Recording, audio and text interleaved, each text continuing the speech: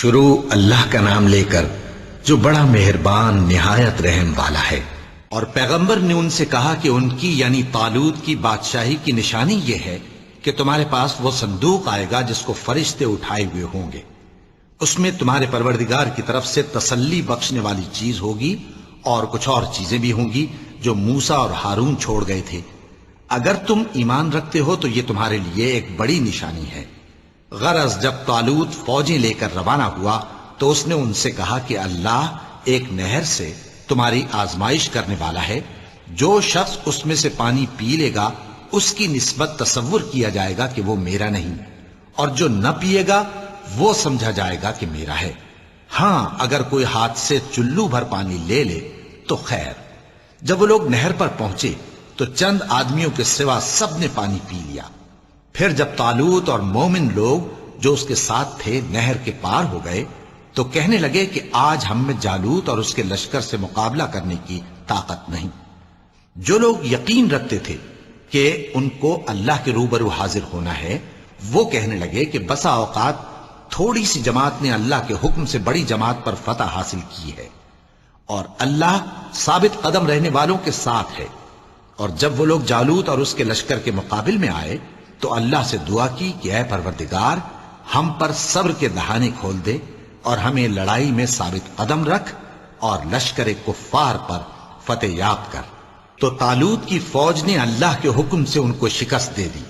اور داؤد نے جالوت کو قتل کر ڈالا، اور اللہ نے ان کو بادشاہی اور دانائی بخشی اور جو کچھ چاہا سکھایا۔ اور اگر اللہ لوگوں کو ایک دوسرے پر چڑھائی اور حملہ کرنے سے نہ ہٹاتا رہتا تو کرۂ ارض تباہ ہو جاتا، لیکن اللہ اہل عالم پر بڑا مہربان ہے۔ یہ اللہ کی آیتیں ہیں جو ہم تم کو سچائی کے ساتھ پڑھ کر سناتے ہیں، اور اے محمد صلی اللہ علیہ وآلہ وسلم تم بلا شبہ پیغمبروں میں سے ہو۔ یہ پیغمبر جو ہم وقتاً فوقتاً بھیجتے رہے ہیں ان میں سے ہم نے بعض کو بعض پر فضیلت دی ہے، بعض ایسے ہیں جن سے اللہ نے گفتگو کی اور بعض کے دوسرے امور میں مرتبے بلند کیے، اور عیسیٰ ابن مریم کو ہم نے کھلی ہوئی نشانیاں عطا کی اور روح القدس سے ان کو مدد دی، اور اگر اللہ چاہتا تو ان سے پچھلے لوگ اپنے پاس کھلی نشانیاں آنے کے بعد آپس میں نہ لڑتے، لیکن انہوں نے اختلاف کیا تو ان میں سے بعض تو ایمان لے آئے اور بعض کافر ہی رہے۔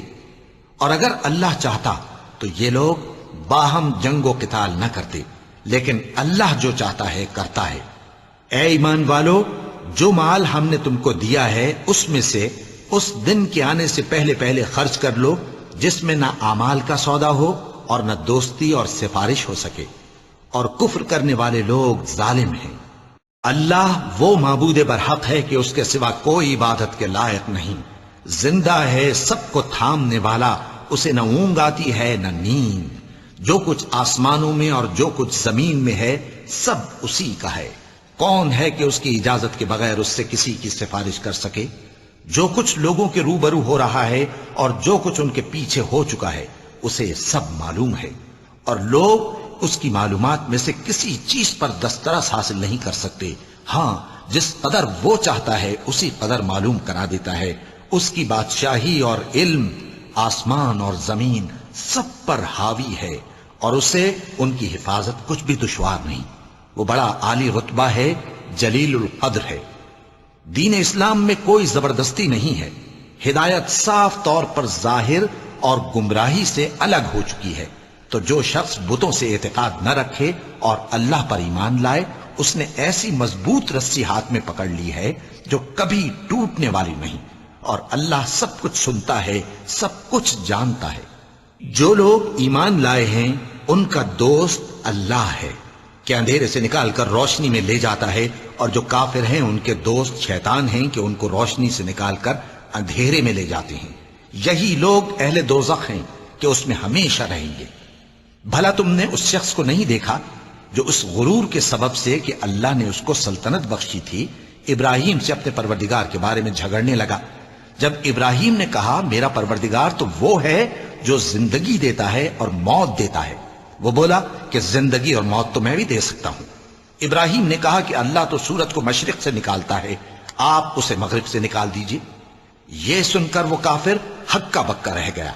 اور اللہ بے انصافوں کو ہدایت نہیں دیا کرتا؟ یا اسی طرح اس شخص کو نہیں دیکھا جس کا ایک بستی پر جو اپنی چھتوں پر گری پڑی تھی گزر ہوا، تو اس نے کہا کہ اللہ اس کے باشندوں کو مرنے کے بعد کیوں کر زندہ کرے گا؟ تو اللہ نے اس کی روح قبض کر لی اور 100 برس تک اس کو مردہ رکھا، پھر اس کو جلا اٹھایا اور پوچھا تم کتنا عرصہ مرے پڑے رہے ہو؟ اس نے جواب دیا کہ 1 دن یا اس سے بھی کم۔ اللہ نے فرمایا نہیں بلکہ 100 برس مرے رہے ہو، اور اپنے کھانے پینے کی چیزوں کو دیکھو کہ اتنی مدت میں مطلق سڑی بسی نہیں، اور اپنے گدھے کو بھی دیکھو جو مرا پڑا ہے۔ غرض ان باتوں سے یہ ہے کہ ہم تم کو لوگوں کے لیے اپنی قدرت کی نشانی بنائیں، اور ہاں گدھے کی ہڈیوں کو دیکھو کہ ہم ان کو کس طرح جوڑے دیتے اور ان پر کس طرح گوشت پوست چڑھائے دیتے ہیں۔ جب یہ واقعات اس کے مشاہدے میں آئے تو بول اٹھا کہ میں یقین کرتا ہوں کہ اللہ ہر چیز پر قادر ہے۔ اور جب ابراہیم نے اللہ سے عرض کیا کہ اے پروردگار مجھے دکھا کہ تو مردوں کو کیوں کر زندہ کرے گا، اللہ نے فرمایا کیا تم نے اس بات کا یقین نہیں کیا؟ انہوں نے کہا کیوں نہیں، لیکن میں دیکھنا اس لیے چاہتا ہوں کہ میرا دل اطمینان کامل حاصل کر لے۔ فرمایا کہ 4 پرندے لے لو، پھر ان کو اپنے سے ہلا لو اور ان کے ٹکڑے ٹکڑے کر دو، پھر ان کا ایک ایک ٹکڑا ہر ایک پہاڑ پر رکھ دو، پھر ان کو بلاؤ تو وہ تمہارے پاس دوڑتے چلے آئیں گے، اور جان رکھو کہ اللہ غالب ہے، صاحب حکمت ہے۔ جو لوگ اپنا مال اللہ کی راہ میں خرچ کرتے ہیں ان کے مال کی مثال اس دانے کی سی ہے جس سے 7 بالیں اگیں اور ہر ایک بال میں 100 دانے ہوں، اور اللہ جس کے اجر کو چاہتا ہے اور زیادہ کرتا ہے، اور اللہ کشائش والا ہے، سب کچھ جاننے والا ہے۔ جو لوگ اپنا مال اللہ کے راستے میں صرف کرتے ہیں پھر اس کے بعد نہ اس خرچ کا کسی پر احسان رکھتے ہیں اور نہ کسی کو تکلیف دیتے ہیں، ان کا صلہ ان کے پروردگار کے پاس تیار ہے، اور قیامت کے روز نہ ان کو کچھ خوف ہوگا اور نہ وہ غمگین ہوں گے۔ جس خیرات کے دینے کے بعد لینے والے کو ایذا دی جائے اس سے تو نرم بات کہہ دینی اور درگزر کرنا بہتر ہے، اور اللہ بے نیاز ہے، بردبار ہے۔ مومنوں، اپنے صدقات و خیرات احسان رکھنے اور ایذا دینے سے اس شخص کی طرح برباد نہ کر دینا جو لوگوں کو دکھاوے کے لیے مال خرچ کرتا ہے اور اللہ اور روز آخر پر ایمان نہیں رکھتا، تو اس کے مال کی مثال اس چٹان کی سی ہے جس پر تھوڑی سی مٹی پڑی ہو اور اس پر زور کا مے برس کر اسے صاف کر ڈالے۔ اسی طرح یہ ریاکار لوگ اپنے اعمال کا کچھ بھی صلہ حاصل نہیں کر سکیں گے، اور اللہ ایسے ناشکروں کو ہدایت نہیں دیا کرتا۔ اور جو لوگ اللہ کی خوشنودی حاصل کرنے کے لیے اور خلوص نیت سے اپنا مال خرچ کرتے ہیں ان کی مثال ایک باغ کی سی ہے جو اونچی جگہ پر واقع ہو، جب اس پر زور کا مے پڑے تو دگنا پھل لائے، پھر اگر مے نہ بھی پڑے تو خیر پھوار ہی صحیح، اور اللہ تمہارے کاموں کو دیکھ رہا ہے۔ بھلا تم میں کوئی یہ چاہتا ہے کہ اس کا کھجوروں اور انگوروں کا باغ ہو جس میں نہریں بہ رہی ہوں اور اس میں اس کے لیے ہر قسم کے میوے موجود ہوں، اور اسے بڑھاپا آ پکڑے اور اس کے ننھے ننھے بچے بھی ہوں، تو ناگہاں اس باغ پر آگ کا بھرا ہوا بگولا چلے، پس وہ جل جائے۔ اس طرح اللہ تم سے اپنی آیتیں کھول کھول کر بیان فرماتا ہے تاکہ تم سوچو اور سمجھو۔ مومنوں، جو پاکیزہ اور عمدہ مال تم کماتے ہو اور جو چیزیں ہم تمہارے لیے زمین سے نکالتے ہیں ان میں سے اللہ کی راہ میں بھی خرچ کرو، اور بری اور ناپاک چیزیں دینے کا قصد نہ کرنا کہ اگر وہ چیزیں تمہیں دی جائیں تو بجز اس کے کہ لیتے وقت آنکھیں بند کر لو ان کو کبھی نہ لو، اور جان رکھو کہ اللہ بے نیاز ہے، خوبیوں والا ہے۔ شیطان تمہیں تنگ دستی کا خوف دلاتا اور بے حیائی کے کام کرنے کو کہتا ہے، اور اللہ تم سے اپنی بخشش اور رحمت کا وعدہ کرتا ہے، اور اللہ کشائش والا ہے، سب کچھ جاننے والا ہے۔ وہ جس کو چاہتا ہے دانائی بخشتا ہے، اور جس کو دانائی ملی بے شک اس کو بڑی نعمت ملی۔ اور نصیحت تو وہی لوگ قبول کرتے ہیں جو عقل مند ہیں، اور تم اللہ کی راہ میں جس طرح کا خرچ کرو یا کوئی نذر مانو اللہ اس کو جانتا ہے، اور ظالموں کا کوئی مددگار نہ ہوگا۔ اگر تم خیرات ظاہر کر کے دو تو وہ بھی خوب ہے، اور اگر پوشیدہ دو اور دو بھی ضرورت مندوں کو تو یہ تمہارے لیے بہتر ہے۔ اور اس طرح کا دینا تمہارے گناہوں کو بھی دور کرے گا، اور اللہ کو تمہارے سب کاموں کی خبر ہے۔ اے نبی صلی اللہ علیہ وآلہ وسلم، تم ان لوگوں کی ہدایت کے ذمہ دار نہیں ہو، بلکہ اللہ ہی جس کو چاہتا ہے ہدایت بخشتا ہے۔ اور مومنو، تم جو مال خرچ کرو گے تو اس کا فائدہ تمہیں کو ہے، اور تم تو جو خرچ کرو گے اللہ کی خوشنودی کے لیے کرو گے، اور جو مال تم خرچ کرو گے وہ تمہیں پورا پورا دے دیا جائے گا اور تمہارا کچھ نقصان نہیں کیا جائے گا۔ اور ہاں، تم جو خرچ کرو گے تو ان حاجت مندوں کے لیے جو اللہ کی راہ میں رکے بیٹھے ہیں اور ملک میں کسی طرف جانے کی طاقت نہیں رکھتے اور مانگنے سے آر رکھتے ہیں، یہاں تک کہ نہ مانگنے کی وجہ سے ناواقف شخص ان کو تونگر خیال کرتا ہے، اور تم قیافے سے ان کو صاف پہچان لو کہ حاجت مند ہیں، اور شرم کے سبب لوگوں سے منہ پھوڑ کر اور لپٹ کر نہیں مانگ سکتے۔ اور تم جو مال خرچ کرو گے کچھ شک نہیں کہ اللہ اس کو جانتا ہے۔ جو لوگ اپنا مال رات اور دن اور پوشیدہ اور ظاہر اللہ کی راہ میں خرچ کرتے رہتے ہیں، ان کا صلہ ان کے پروردگار کے پاس ہے، اور ان کو قیامت کے دن نہ کسی طرح کا خوف ہوگا اور نہ غم۔ جو لوگ سود کھاتے ہیں وہ قبروں سے اس طرح حواس باختہ اٹھیں گے جیسے کسی کو جن نے لپٹ کر دیوانہ بنا دیا ہو، یہ اس لیے کہ وہ کہتے ہیں کہ سودا بیچنا بھی تو نفع کے لحاظ سے ویسا ہی ہے جیسے سود لینا، حالانکہ سودے کو اللہ نے حلال کیا ہے اور سود کو حرام۔ تو جس شخص کے پاس اللہ کی نصیحت پہنچی اور وہ سود لینے سے باز آ گیا تو جو پہلے ہو چکا وہ اس کا، اور قیامت میں اس کا معاملہ اللہ کے سپرد۔ اور جو پھر لینے لگا تو ایسے لوگ دوزخی ہیں کہ ہمیشہ دوزخ میں جلتے رہیں گے۔ اللہ سود کو نابود یعنی بے برکت کرتا اور خیرات کی برکت کو بڑھاتا ہے، اور اللہ کسی ناشکر گناہگار کو دوست نہیں رکھتا۔ جو لوگ ایمان لائے اور نیک عمل کرتے اور نماز پڑھتے اور زکوٰۃ دیتے رہے، ان کو ان کے کاموں کا صلہ اللہ کے ہاں ملے گا، اور قیامت کے دن ان کو نہ کچھ خوف ہوگا اور نہ وہ غمناک ہوں گے۔ مومنو، اللہ سے ڈرو، اور اگر ایمان رکھتے ہو تو جتنا سود باقی رہ گیا ہے اس کو چھوڑ دو۔ پھر اگر ایسا نہ کرو گے تو تم اللہ اور اس کے رسول کی طرف سے اعلان جنگ سن لو، اور اگر توبہ کر لو گے اور سود چھوڑ دو گے تو تم کو اپنی اصل رقم لینے کا حق ہے، جس میں نہ اوروں کا نقصان اور نہ تمہارا نقصان۔ اور اگر قرض لینے والا تنگ دست ہو تو اسے کشائش کے حاصل ہونے تک مہلت دو، اور اگر زر قرض بخش دو تو وہ تمہارے لیے زیادہ اچھا ہے، بشرطے کہ سمجھو۔ اور اس دن سے ڈرو جبکہ تم اللہ کے حضور میں لوٹ کر جاؤ گے، اور ہر شخص اپنے اعمال کا پورا پورا بدلہ پائے گا اور کسی کو کچھ نقصان نہ ہوگا۔ مومنو، جب تم آپس میں کسی میعاد معین کے لیے قرض کا معاملہ کرنے لگو تو اس کو لکھ لیا کرو، اور لکھنے والا تم میں کسی کا نقصان نہ کرے بلکہ انصاف سے لکھے۔ نیز لکھنے والا جیسا اللہ نے اسے سکھایا ہے لکھنے سے انکار بھی نہ کرے اور دستاویز لکھ دے۔ اور جو شخص قرض لے وہی دستاویز کا مضمون بول کر لکھوائے، اور اللہ سے کہ اس کا مالک ہے خوف کرے، اور زر قرض میں سے کچھ کم نہ لکھوائے۔ اور اگر قرض لینے والا کم عقل یا ضعیف ہو یا مضمون لکھوانے کی قابلیت نہ رکھتا ہو تو جو اس کا ولی ہو وہ انصاف کے ساتھ مضمون لکھوائے، اور اپنے میں سے 2 مردوں کو ایسے معاملے کے گواہ کر لیا کرو، اور اگر 2 مرد نہ ہوں تو 1 مرد اور 2 عورتیں جن کو تم گواہ پسند کرو کافی ہیں، کہ اگر ان میں سے ایک بھول جائے گی تو دوسری اسے یاد دلا دے گی۔ اور جب گواہ گواہی کے لیے طلب کیے جائیں تو انکار نہ کریں۔ اور قرض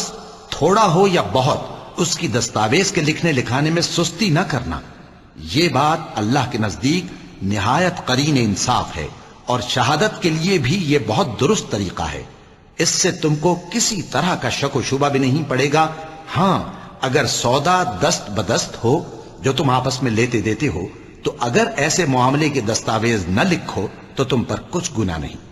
اور جب خرید و فروخت کیا کرو، مثلا زمین جائیداد کی، تو بھی گواہ کر لیا کرو، اور کاتب دستاویز اور گواہ معاملہ کرنے والوں کا کسی طرح کا نقصان نہ کریں۔ اگر تم لوگ ایسا کرو تو یہ تمہارے لیے گناہ کی بات ہے، اور اللہ سے ڈرو اور دیکھو کہ وہ تم کو کیسی مفید باتیں سکھاتا ہے، اور اللہ ہر چیز سے واقف ہے۔ اور اگر تم سفر پر ہو اور دستاویز لکھنے والا نہ مل سکے تو کوئی چیز رہن با قبضہ رکھ کر قرض لے لو،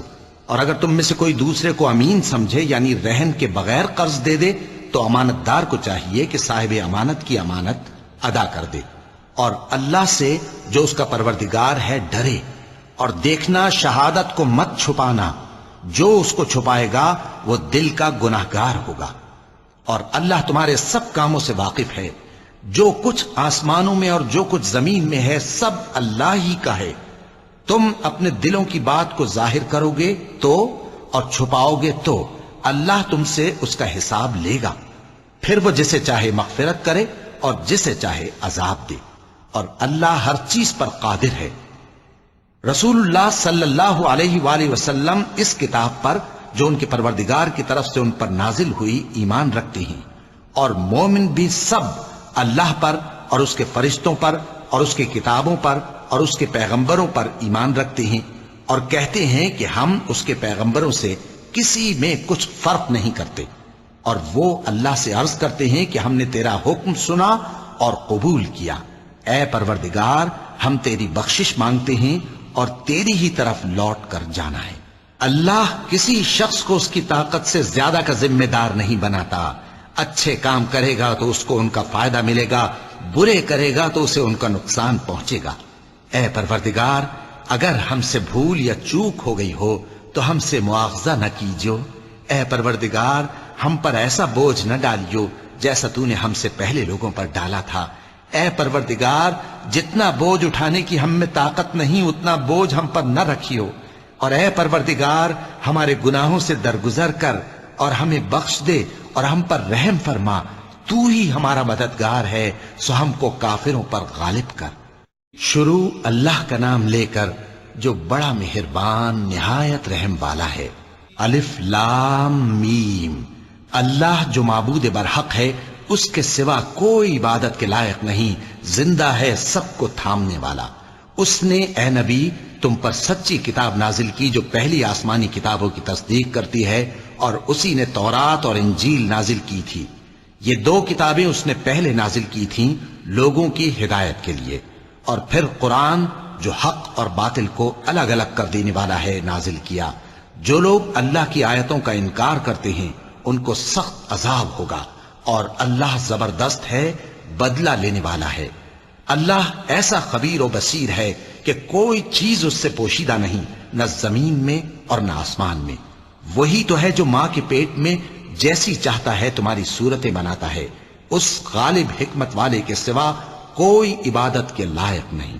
اے پیغمبر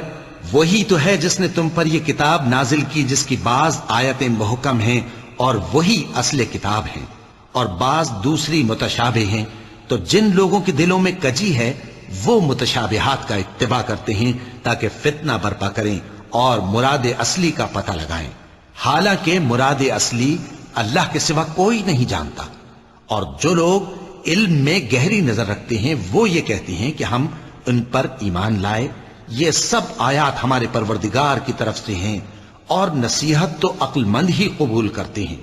اے پروردگار جب تو نے ہمیں ہدایت بخشی ہے تو اس کے بعد ہمارے دلوں میں کجی نہ پیدا کر دیجو، اور ہمیں اپنے ہاں سے رحمت عطا فرما، تو بڑا عطا فرمانے والا ہے۔ اے پروردگار تو اس روز جس کے آنے میں کچھ بھی شک نہیں سب لوگوں کو اپنے حضور میں جمع کر لے گا، بے شک اللہ خلاف وعدہ نہیں کرتا۔ جو لوگ کافر ہوئے اس دن نہ تو ان کا مال ہی اللہ کے عذاب سے ان کو بچا سکے گا اور نہ ان کی اولاد ہی کچھ کام آئے گی، اور یہ لوگ آتش جہنم کا ایندھن ہوں گے۔ ان کا حال بھی فرعونیوں اور ان سے پہلے لوگوں کا سا ہوگا جنہوں نے ہماری آیتوں کی تکذیب کی تھی، تو اللہ نے ان کو ان کے گناہوں کے سبب عذاب میں پکڑ لیا تھا، اور اللہ سخت عذاب کرنے والا ہے۔ اے پیغمبر کافروں سے کہہ دو کہ تم دنیا میں بھی عنقریب مغلوب ہو جاؤ گے اور آخرت میں جہنم کی طرف اکٹھا کیے جاؤ گے، اور وہ بری جگہ ہے۔ تمہارے لیے دو گروہوں میں جو جنگ بدر کے دن آپس میں بھڑ گئے قدرت الہی کی عظیم الشان نشانی تھی۔ ایک گروہ مسلمانوں کا تھا، وہ اللہ کی راہ میں لڑ رہا تھا، اور دوسرا گروہ کافروں کا تھا، وہ ان کو اپنی آنکھوں سے اپنے سے دگنا مشاہدہ کر رہا تھا۔ اور اللہ اپنی نصرت سے جس کو چاہتا ہے مدد دیتا ہے۔ جو اہل بصارت ہیں ان کے لیے اس واقعے میں بڑی عبرت ہے۔ لوگوں کو ان کی خواہشوں کی چیزیں یعنی عورتیں اور بیٹے اور سونے اور چاندی کے بڑے بڑے ڈھیر اور نشان لگے ہوئے گھوڑے اور مویشی اور کھیتی بڑی زینت دار معلوم ہوتی ہیں، مگر یہ سب دنیا ہی کی زندگی کے سامان ہیں اور اللہ کے پاس بہت اچھا ٹھکانہ ہے۔ اے پیغمبر ان سے کہو کہ بھلا میں تم کو ایسی چیز بتاؤں جو ان چیزوں سے کہیں اچھی ہو؟ سنو، جو لوگ پرہیزگار ہیں ان کے لیے اللہ کے ہاں باغات بہشت ہیں جن کے نیچے نہریں بہ رہی ہیں، ان میں وہ ہمیشہ رہیں گے، اور پاکیزہ بیویاں ہیں، اور سب سے بڑھ کر اللہ کی خوشنودی۔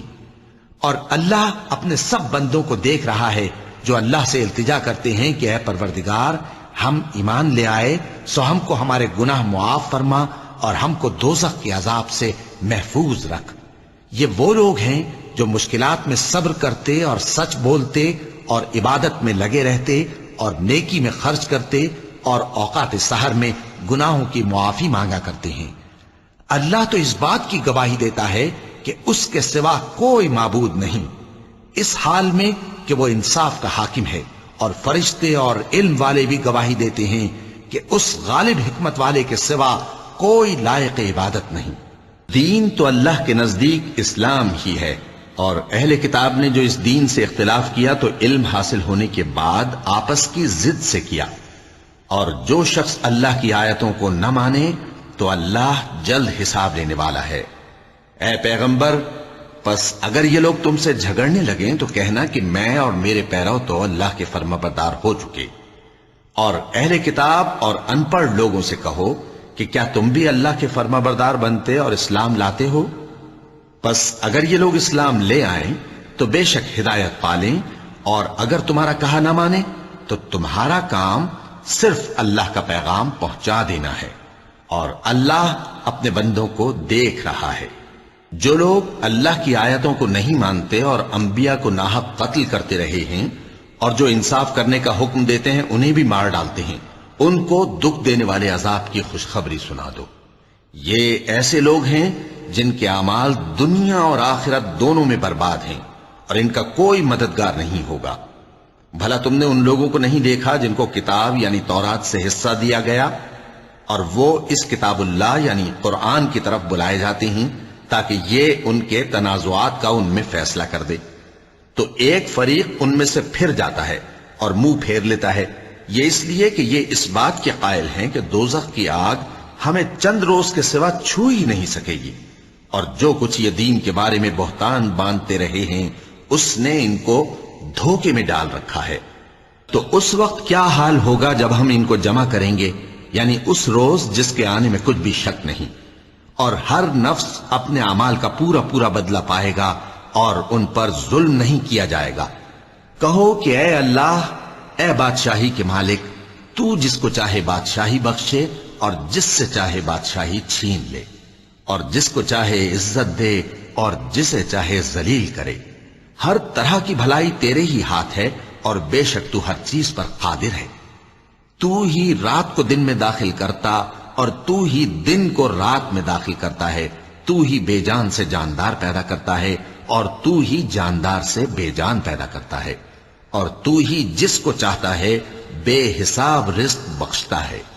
مومنوں کو چاہیے کہ مومنوں کے سوا کافروں کو دوست نہ بنائیں، اور جو ایسا کرے گا اس سے اللہ کا کچھ عہد نہیں۔ ہاں، اگر اس طریق سے تم ان کے شر سے بچاؤ کی صورت پیدا کرو تو مذائقہ نہیں،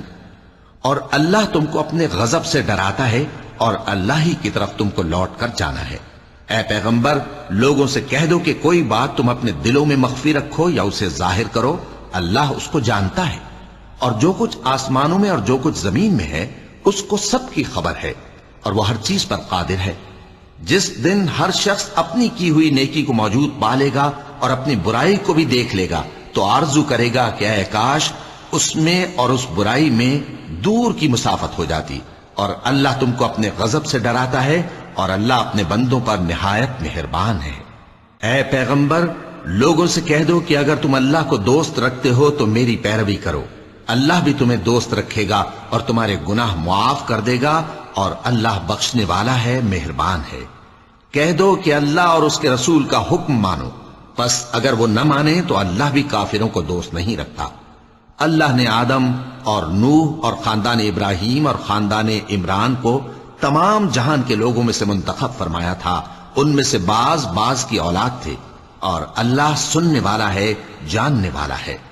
وہ وقت یاد کرنے کے لائق ہے جب عمران کی بیوی نے کہا کہ اے پروردگار، جو بچہ میرے پیٹ میں ہے میں اس کو تیری نذر کرتی ہوں، اسے دنیا کے کاموں سے آزاد رکھوں گی، تو اسے میری طرف سے قبول فرما، تو سننے والا ہے، جاننے والا ہے۔ پھر جب ان کے ہاں بچہ پیدا ہوا تو کہنے لگی کہ پروردگار، میرے تو لڑکی ہوئی ہے، جبکہ اللہ خوب جانتا تھا جو ان کے ہاں ولادت ہوئی تھی، اور نہ ہوتا لڑکا مانند اس لڑکی کے۔ اور کہنے لگی میں نے اس کا نام مریم رکھا ہے، اور میں اس کو اور اس کی اولاد کو شیطان مردود سے تیری پناہ میں دیتی ہوں۔ تو اس کے پروردگار نے اس کو پسندیدگی کے ساتھ قبول فرمایا اور اسے اچھی طرح پرورش کیا، اور زکریا کو اس کا کفیل بنایا۔ زکریا جب کبھی عبادت گاہ میں اس کے پاس جاتے تو اس کے پاس کھانا پاتے۔ یہ کیفیت دیکھ کر ایک دن مریم سے پوچھنے لگے کہ مریم، یہ کھانا تمہارے پاس کہاں سے آتا ہے؟ وہ بولی کہ اللہ کے ہاں سے آتا ہے، بے شک اللہ جسے چاہتا ہے بے حساب رزق دیتا ہے۔ اس وقت زکریا نے اپنے پروردگار کو پکارا، عرض کی کہ پروردگار، مجھے اپنی طرف سے اولاد صالح عطا فرما، تو بے شک دعا سننے والا ہے۔ چنانچہ وہ ابھی عبادت گاہ میں کھڑے نماز ہی پڑھ رہے تھے کہ فرشتوں نے آواز دی کہ زکریا، اللہ تمہیں یحییٰ کی بشارت دیتا ہے، جو کلمۃ اللہ یعنی عیسیٰ کی تصدیق کریں گے اور سردار ہوں گے، اور عورتوں سے رغبت نہ رکھنے والے، اور ایک پیغمبر یعنی نیکوکاروں میں ہوں گے۔ زکریا نے کہا، اے پروردگار، میرے ہاں لڑکا کیوں کر پیدا ہوگا کہ میں تو بڈھا ہو گیا ہوں اور میری بیوی بانجھ ہے؟ فرمایا، اسی طرح اللہ جو چاہتا ہے کرتا ہے۔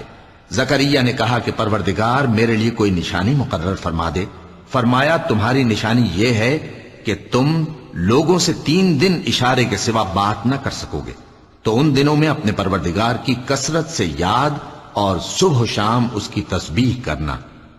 اور جب فرشتوں نے مریم سے کہا کہ مریم، اللہ نے تم کو برگزیدہ کیا ہے اور تمہیں پاک بنایا ہے اور دنیا جہان کی عورتوں میں سے تم کو منتخب کیا ہے، اے مریم، اپنے پروردگار کی فرما برداری کرنا اور سجدہ کرنا اور رکوع کرنے والوں کے ساتھ رکوع کرنا۔ اے نبی، یہ باتیں اخبار غیب میں سے ہیں جو ہم تمہارے پاس بھیجتے ہیں۔ اور جب وہ لوگ اپنے قلم بطور قرعہ ڈال رہے تھے کہ مریم کا کفیل کون بنے، تو تم ان کے پاس نہیں تھے، اور نہ اس وقت ہی ان کے پاس تھے جب وہ آپس میں جھگڑ رہے تھے۔ وہ وقت بھی یاد کرنے کے لائق ہے جب فرشتوں نے مریم سے کہا کہ مریم، اللہ تم کو اپنی طرف سے ایک کلمے کی بشارت دیتا ہے جس کا نام مسیح اور مشہور عیسیٰ ابن مریم ہوگا، اور جو دنیا اور آخرت میں آبرو مند اور مقربین میں سے ہوگا، اور ماں کی گود میں اور بڑی عمر کا ہو کر دونوں حالتوں میں لوگوں سے یکساں گفتگو کرے گا اور نیکوکاروں میں ہوگا۔ مریم نے کہا کہ پروردگار، میرے ہاں بچہ کیوں کر ہوگا کہ کسی انسان نے مجھے ہاتھ تک تو لگایا نہیں؟ فرمایا کہ اللہ اسی طرح جو چاہتا ہے پیدا کرتا ہے، جب وہ کوئی کام کرنا چاہتا ہے تو ارشاد فرما دیتا ہے کہ ہو جا، تو وہ ہو جاتا ہے۔ اور وہ اسے کتاب و حکمت اور تورات اور انجیل کا علم عطا کرے گا، اور عیسیٰ بنی اسرائیل کی طرف پیغمبر ہو کر جائیں گے اور کہیں گے کہ میں تمہارے پاس تمہارے پروردگار کی طرف سے نشانی لے کر آیا ہوں، وہ یہ کہ تمہارے سامنے مٹی سے پرندے کی صورت بناتا ہوں، پھر اس میں پھونک مارتا ہوں تو وہ اللہ کے حکم سے سچ مچ پرندہ ہو جاتا ہے، اور پیدائشی اندھے اور ابرص کو تندرست کر دیتا ہوں، اور اللہ کے حکم سے مردوں کو زندہ کر دیتا ہوں، اور جو کچھ تم کھا کر آتے ہو اور جو اپنے گھروں میں جمع کر رکھتے ہو سب تم کو بتا دیتا ہوں۔ اگر تم صاحب ایمان ہو تو ان باتوں میں تمہارے لیے نشانی ہے، اور مجھ سے پہلے جو تورات نازل ہوئی تھی اس کی تصدیق بھی کرتا ہوں، اور میں اس لیے بھی آیا ہوں کہ بعض چیزیں جو تم پر حرام تھیں ان کو تمہارے لیے حلال کر دوں، اور میں تو تمہارے پروردگار کی طرف سے نشانی لے کر آیا ہوں، تو اللہ سے ڈرو اور میرا کہا مانو۔ کچھ شک نہیں کہ اللہ ہی میرا اور تمہارا پروردگار ہے، تو اسی کی عبادت کرو، یہی سیدھا رستہ ہے۔ پھر جب عیسیٰ نے ان کی طرف سے انکار و نافرمانی ہی دیکھی تو کہنے لگے کہ کوئی ہے جو اللہ کا طرفدار اور میرا مددگار ہو؟ حواری بولے کہ ہم اللہ کے طرفدار اور آپ کے مددگار ہیں، ہم اللہ پر ایمان لائے اور آپ گواہ رہے کہ ہم فرمانبردار ہیں۔ اے پروردگار، جو کتاب تو نے نازل فرمائی ہے ہم اس پر ایمان لے آئے اور تیرے پیغمبر کے متبع ہو چکے۔ تو ہم کو ماننے والوں میں لکھ رکھ، اور وہ یعنی یہود قتل عیسیٰ کے بارے میں ایک چال چلے، اور اللہ نے بھی عیسیٰ کو بچانے کے لیے تدبیر کی، اور اللہ بہترین تدبیر کرنے والا ہے۔ اس وقت اللہ نے فرمایا کہ عیسیٰ، میں تمہاری دنیا میں رہنے کی مدت پوری کر کے تم کو اپنی طرف اٹھا لوں گا اور تمہیں کافروں کی صحبت سے پاک کر دوں گا، اور جو لوگ تمہاری پیروی کریں گے ان کو کافروں پر قیامت تک فائق و غالب رکھوں گا۔ پھر تم سب میرے پاس لوٹ کر آؤ گے تو جن باتوں میں تم اختلاف کرتے رہے اس دن تم میں ان کا فیصلہ کر دوں گا۔ اب جو کافر ہوئے ان کو دنیا اور آخرت دونوں میں سخت عذاب دوں گا، اور ان کا کوئی مددگار نہ ہوگا۔ اور جو لوگ ایمان لائے اور عمل نیک کرتے رہے ان کو اللہ پورا پورا صلہ دے گا، اور اللہ ظالموں کو دوست نہیں رکھتا۔ اے نبی، یہ ہم تم کو اللہ کی آیتیں اور حکمت بھری نصیحتیں پڑھ پڑھ کر سناتے ہیں۔ عیسیٰ کا حال اللہ کے نزدیک آدم کا سا ہے کہ اس نے پہلے مٹی سے ان کو بنایا، پھر فرمایا کہ باشعور انسان ہو جا، تو وہ ویسے ہی ہو گئے۔ یہ بات تمہارے پروردگار کی طرف سے حق ہے، تو تم ہرگز شک کرنے والوں میں نہ ہونا۔ پھر اگر یہ لوگ عیسیٰ کے بارے میں تم سے جھگڑا کریں اس کے بعد کہ تم کو حقیقت معلوم ہو ہی چکی ہے، تو ان سے کہنا کہ آؤ ہم اپنے بیٹوں اور بیٹیوں کو بلائیں، تم اپنے بیٹوں اور بیٹیوں کو بلاؤ، اور ہم خود بھی آئیں اور تم خود بھی آؤ، پھر دونوں فریق اللہ سے دعا و التجا کریں، اس طرح جھوٹوں پر اللہ کی لعنت بھیجیں۔ یہ تمام بیانات صحیح ہیں، اور اللہ کے سوا کوئی معبود نہیں، اور بے شک اللہ غالب ہے، صاحب حکمت ہے۔ بس اگر یہ لوگ پھر جائیں تو اللہ مفسدوں کو خوب جانتا ہے۔ کہہ دو کہ اے اہل کتاب، جو بات ہمارے اور تمہارے دونوں کے درمیان یکساں تسلیم کی گئی ہے اس کی طرف آؤ، وہ یہ کہ اللہ کے سوا ہم کسی کی عبادت نہ کریں اور اس کے ساتھ کسی چیز کو شریک نہ بنائیں، اور ہم میں کوئی کسی کو اللہ کے سوا اپنا کارساز نہ سمجھے۔ پھر اگر یہ لوگ اس بات کو نہ مانیں تو ان سے کہہ دو کہ تم گواہ رہو کہ ہم اللہ کے فرما بردار ہیں۔ اے اہل کتاب، تم ابراہیم کے بارے میں کیوں جھگڑتے ہو؟ حالانکہ تورات اور انجیل ان کے بعد اتری ہیں اور وہ پہلے ہو چکے، تو کیا تم عقل نہیں رکھتے؟ دیکھو، ایسی بات میں تو تم نے جھگڑا کیا ہی تھا جس کا تمہیں کچھ علم تھا بھی، مگر ایسی بات میں کیوں جھگڑتے ہو جس کا تم کو کچھ بھی علم نہیں؟ اور اللہ جانتا ہے اور تم نہیں جانتے۔ ابراہیم نہ تو یہودی تھے اور نہ عیسائی، بلکہ سب سے بے تعلق ہو کر ایک اللہ کے ہو رہے تھے، اور اسی کے فرما بردار تھے اور مشرکوں میں نہ تھے۔ ابراہیم سے زیادہ قرب رکھنے والے تو وہ لوگ ہیں جو ان کی پیروی کرتے رہے، اور یہ پیغمبر آخر الزماں صلی اللہ علیہ وآلہ وسلم اور وہ لوگ جو ایمان لائے ہیں، اور اللہ مومنوں کا کارساز ہے۔ اے اہل اسلام، بعض اہل کتاب اس بات کی خواہش رکھتے ہیں کہ کسی طرح تم کو گمراہ کر دیں، حالانکہ یہ تم کو کیا گمراہ کریں گے، اپنے آپ کو ہی گمراہ کر رہے ہیں اور نہیں جانتے۔ اے اہل کتاب، تم اللہ کی آیتوں سے کیوں انکار کرتے ہو اور تم تورات کو مانتے تو ہو؟ اے اہل کتاب، تم سچ کو جھوٹ کے ساتھ خلط ملط کیوں کرتے ہو اور حق کو کیوں چھپاتے ہو جبکہ تم جانتے بھی ہو؟ اور اہل کتاب کا ایک گروہ اپنے آدمیوں سے کہتا ہے کہ جو کتاب مومنوں پر نازل ہوئی ہے اس پر دن کے شروع میں تو ایمان لے آیا کرو اور اس کے آخر میں انکار کر دیا کرو، تاکہ وہ اسلام سے برگشتہ ہو جائیں، اور اپنے دین کے پیروں کے سوا کسی اور کی بات کا یقین نہ کر لینا۔ اے پیغمبر، کہہ دو کہ ہدایت تو اللہ ہی کی ہدایت ہے۔ وہ یہ بھی کہتے ہیں، یہ بھی نہ ماننا کہ جو چیز تم کو ملی ہے ویسی کسی اور کو بھی مل سکتی ہے، ورنہ وہ تم پر تمہارے رب کے روبرو حجت قائم کر دیں گے۔ اے پیغمبر، کہہ دو کہ بزرگی اللہ ہی کے ہاتھ میں ہے، وہ جسے چاہتا ہے دیتا ہے، اور اللہ کشائش والا ہے، علم والا ہے، وہ اپنی رحمت سے جس کو چاہتا ہے خاص کر لیتا ہے، اور اللہ بڑے فضل کا مالک ہے۔ اور اہل کتاب میں سے کوئی تو ایسا ہے کہ اگر تم اس کے پاس دیناروں کا ڈھیر امانت رکھ دو تو تم کو فوراً واپس دے دے، اور کوئی اس طرح کا ہے کہ اگر اس کے پاس 1 دینار بھی امانت رکھو تو جب تک اس کے سر پر ہر وقت کھڑے نہ رہو تمہیں دے ہی نہیں۔ یہ اس لیے کہ وہ کہتے ہیں کہ امیوں کے بارے میں ہم سے مواخذہ نہیں ہوگا۔ یہ اللہ پر محض جھوٹ بولتے ہیں اور اس بات کو جانتے بھی ہیں۔ ہاں، کیوں نہیں؟ جو شخص اپنے اقرار کو پورا کرے اور پرہیزگار بنا رہے تو اللہ بھی پرہیزگاروں کو دوست رکھتا ہے۔ جو لوگ اللہ کے اقراروں اور اپنی قسموں کو بیچ ڈالتے ہیں اور ان کے عوض تھوڑی سی قیمت حاصل کرتے ہیں، ان کا آخرت میں کچھ حصہ نہیں۔ ان سے اللہ نہ تو کلام کرے گا اور نہ قیامت کے روز ان کی طرف دیکھے گا، اور نہ ان کو پاک کرے گا، اور ان کو دکھ دینے والا عذاب ہوگا۔ صدق اللہ